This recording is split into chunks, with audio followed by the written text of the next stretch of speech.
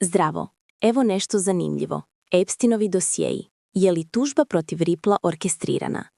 Epsteinovi dosjei. SEC protiv Rippla. Dugogodišnja rasprava traje u XRP zajednici. Postavlja se pitanje je li tužba SEC-a namjerna. Članovi su oduvijek tvrdili. Nagađali su da je slučaj osmišljen. Cilj je bio potisnuti Ripple. Htjelo se oslabiti ulogu XRP-a. To se odnosi na globalna plaćanja. Ova se rasprava često pojavljivala na X-u, također bila je prisutna na društvenim platformama, posebno tijekom regulatornih promjena ili za vrijeme padova tržišta. Donedavno se rasprava oslanjala na posredne argumente. Osim toga, koristile su se povijesne reference. Objavljivanje e-mailova unutar Epsteinovi dosjei, tužba, dodalo je novi materijal. To je potaknulo dugotrajnu raspravu.